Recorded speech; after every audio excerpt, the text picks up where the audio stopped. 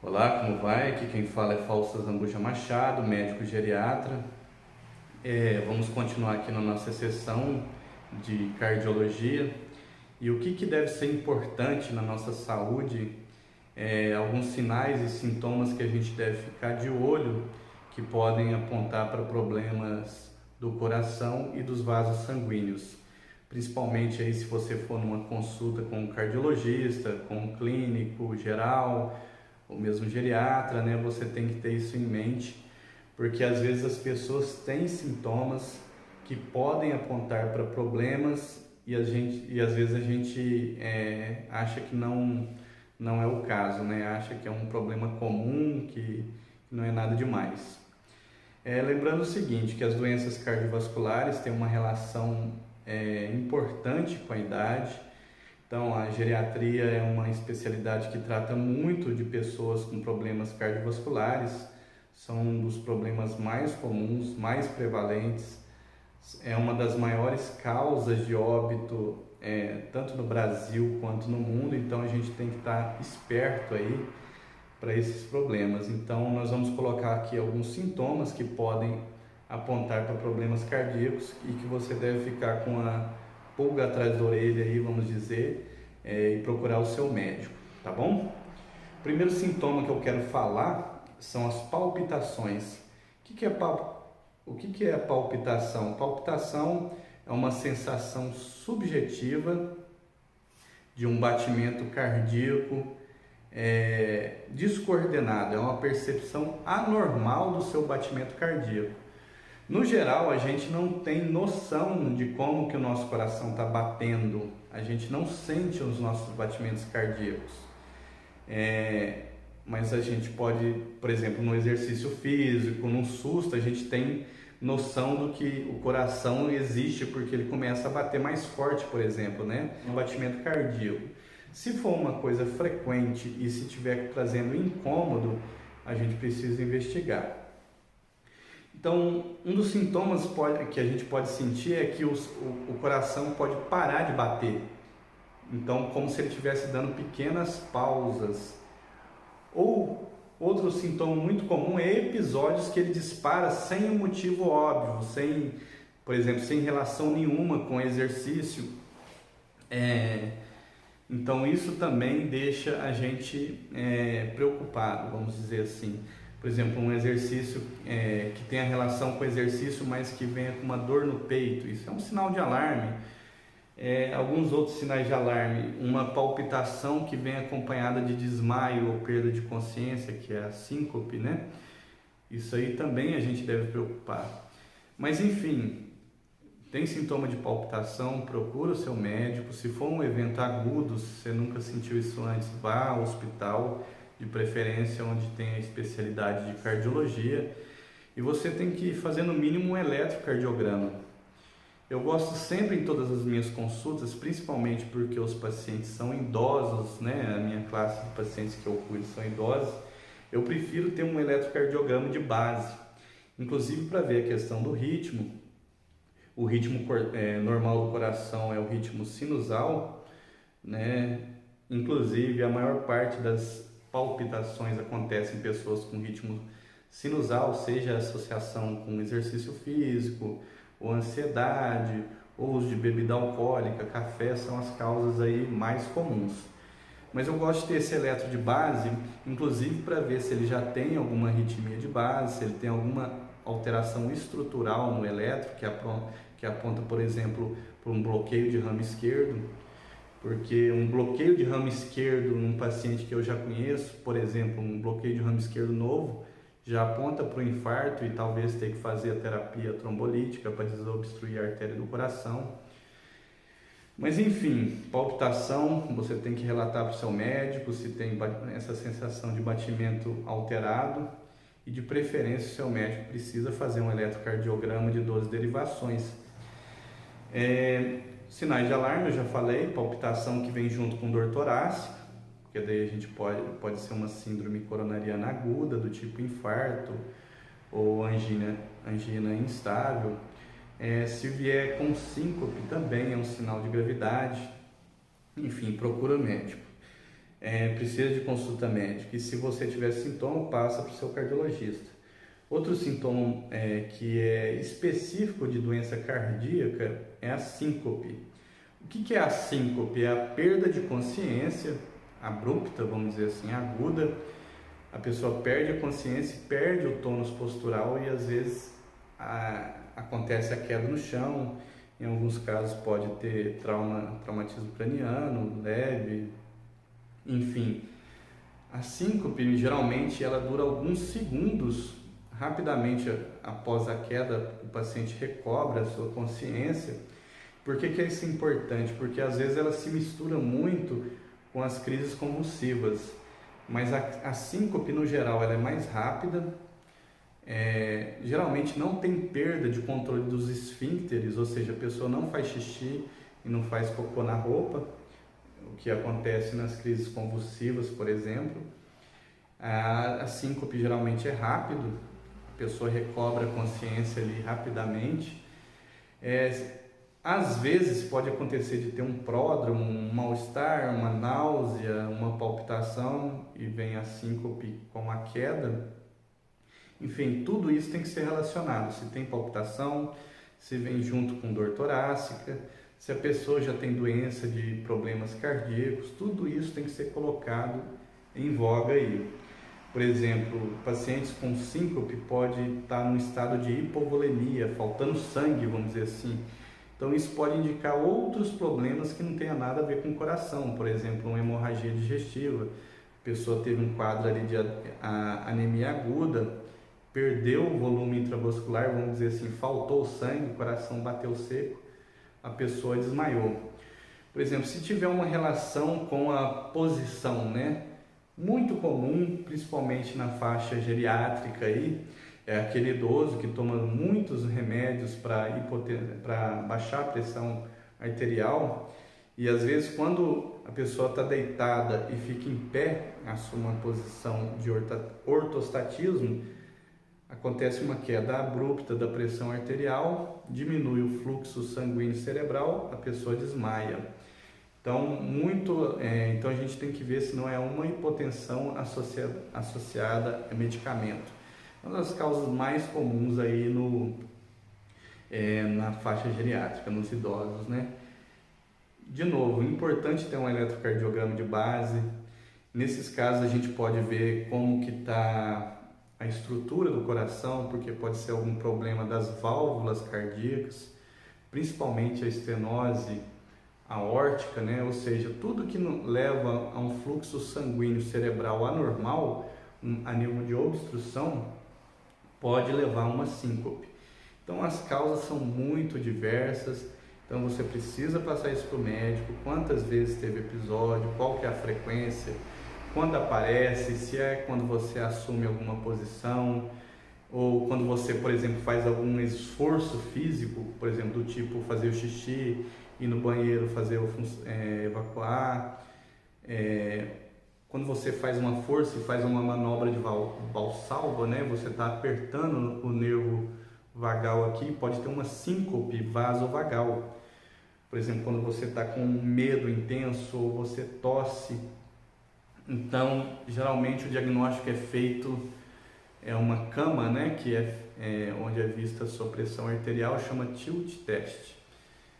Principalmente para ver doença do nó sinusal e síndrome vasovagal. Enfim, procura o seu médico. Se for uma síncope associada com dor torácica, não é bom sinal. Dor no peito ou dor nas costas.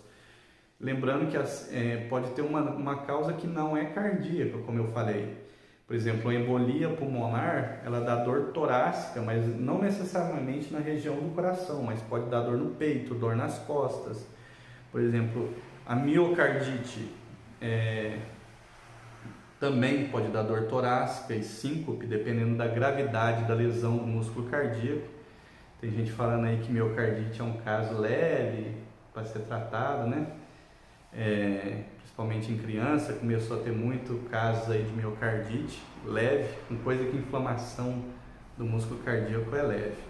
Enfim, vá ao médico, procura, se tiver sinal de alarme, síncope, associada com dor no peito, associada com palpitação, daí que você tem que correr mesmo, principalmente se for um quadro agudo. Se nunca teve isso e aconteceu pela primeira vez, você tem que pesquisar. Você tem que ver se não tem nenhum problema estrutural do coração, então tem que fazer ali o ecocardiograma, ver as válvulas, ver se não tem nada que aponta para problema pulmonar, ver se não é hipotensão associada a medicamento, enfim, vá ao seu médico. Então, o segundo sintoma é síncope. O terceiro sintoma que a gente vai abordar é a dor torácica. A dor torácica, ela pode ter origem cardíaca, pode ter origem pulmonar, ela pode ter origem ortopédica, vamos dizer assim, músculo, esquelético. Ela pode ter sintoma do trato digestivo, então o diagnóstico diferencial é importante. E o que fala para nós que a dor torácica é provavelmente um sintoma cardíaco? Aquela dor torácica que tem relação com os exercícios, por exemplo, uma dor no peito, que geralmente tem um aspecto constritivo, uma dor em aperto, que tem a relação com o exercício físico, que dura menos de 15 minutos, que melhora com o repouso, ou que melhora com o uso de nitrato, por exemplo, sublingual. Essa é a dor caracteristicamente de origem cardíaca. É uma dor em aperto, que tem relação com o exercício, que melhora com repouso e demora de menos de 15 minutos. Se é um quadro de dor torácica aguda, importante você ir ao médico, ao serviço de urgência no hospital, porque pode ser uma síndrome coronariana aguda, um infarto agudo no miocárdio, uma dor no peito, principalmente essa de caráter constritivo, pode ser um infarto agudo do miocárdio, pode ser uma angina estável. Se for uma dor no peito, nas costas, pode ser uma embolia, geralmente associada a uma falta de ar. Uma dor torácica associada de falta de ar é um sinal de alarme. Uma dor torácica associada a uma palpitação é um sinal de alarme. Enfim, todo quadro de dor torácica aguda, vá para a urgência médica, não espera, né? Outras características que podem afastar: uma dor pleurítica, ou seja, uma dor que de respirar dói. Quando a gente respira fundo que vem aquela dor. Então isso geralmente é uma dor músculo-esquelética, pode ser algum problema de costocondrite, ou uma pleurite, ou uma pneumonia, vamos dizer assim, que levou a uma pleurite. Então geralmente a gente tem que ver os quadros associados, né? E ficar de olho aí. Sintoma, vamos dizer assim, outros problemas gastrointestinais, por exemplo, o refluxo. Às vezes o refluxo dá uma sensação de aperto e confunde muito com o infarto agudo do miocárdio. Então tem que ver se tem história de refluxo, se piora com alimento, com algum tipo de alimento, por exemplo, café, bebida alcoólica ou refrigerante, que piora muito o refluxo, ou comidas gordurosas, chocolate, enfim.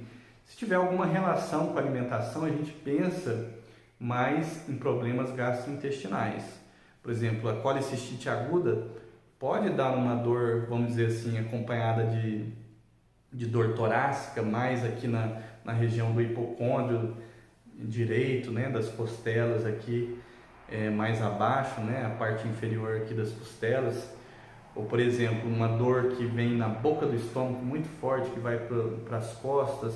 A gente pode pensar numa pancreatite. Tem que ver se tem sintoma associado, como náusea ou vômito. Lembrando que náusea e vômito pode acontecer nos pacientes que estão infartando. Enfim, esse é outro sintoma que a gente deve passar para o médico. Se já for um quadro mais estável, crônico, de dor torácica, pode ser uma angina estável, né? Você já sabe que idoso é muito comum isso, ele já tem um nível de obstrução de artérias coronárias, não tem indicação de fazer alguma revascularização por causa de anatomia das artérias, enfim, por motivo diverso aí. Mas já é conhecida aquela dor no peito, então isso aí pode ser feito com seu médico assistente, ter esse controle aí, cuidando dos fatores de risco, enfim. Então, o terceiro sintoma aí que a gente colocaria é a dor torácica. Outro sintoma que pode apontar para doenças cardíacas é o edema, né? A retenção de líquido acontece principalmente nos quadros de insuficiência cardíaca. Então, edema associado à dispneia, falta de ar, pode ser que tenha relação com origem cardíaca e deve ser investigado. Outro sintoma que, na verdade, é um sinal, né? Como o edema, que pode estar relacionado a problema cardíaco, é a cianose de extremidades, os membros ficam arroxeados. Enfim, também precisa ser pesquisado. Enfim, eu só queria dar essa noção geral dos sintomas comuns cardiovasculares mais comuns. Você fica atento. É importante, por exemplo, a dor no peito. Você tem essa noção de quando apareceu, qual a localização da dor no peito, que momentos que ela aparece, o que está associado, se tem alguma coisa que melhora. Então anota isso tudo, porque isso ajuda muito no diagnóstico diferencial para o seu médico. Mesma coisa a falta de ar, tem alguma coisa associada, tem alguma dor associada, algum desconforto, tem algum problema de saúde, leva os medicamentos que você já faz uso. Assim a gente já sabe os fatores de risco cardiovascular que você tem. Por exemplo, se a pessoa tem diabetes, tem níveis glicêmicos elevados, ou faz uso de medicação antihipertensiva, remédios para baixar a pressão arterial. A pessoa, se ela está acima do peso, também é considerado um fator de risco metabólico, né? O colesterol alto, mas lembrando que 50% das pessoas que infartam, o colesterol está em níveis bons. Enfim, é importante, por exemplo, a história familiar, se tem história na família de infarto de agudo de miocárdio, de morte súbita, de alguma arritmia maligna, problemas de saúde que a pessoa tem, se a pessoa já tem alguma doença autoimune, por exemplo, o lúpus, ela pode dar miocardite, pode dar pericardite, mesmo a doença de Hashimoto, ela tem um risco maior de evento cardiovascular associado à população geral. Enfim, é importante trazer a história familiar. Se você tem algum vício, né, leva o seu médico se faz uso de alguma droga ilícita, ou mesmo droga lícita, do tipo bebida alcoólica e cigarro. Por exemplo, a bebida alcoólica em excesso está muito relacionada à miocardiopatia, insuficiência cardíaca, né? Se já tem história de ter sopro cardíaco, enfim, precisa ser acompanhado e levar isso para o seu médico. Eu vou deixar também uma lista dos principais sintomas cardiovasculares. É importante levar isso para o seu médico. Não esqueça, se você tiver algum comentário, alguma pergunta, deixa aí para nós nos comentários. Tá bom? Muito obrigado e até a próxima.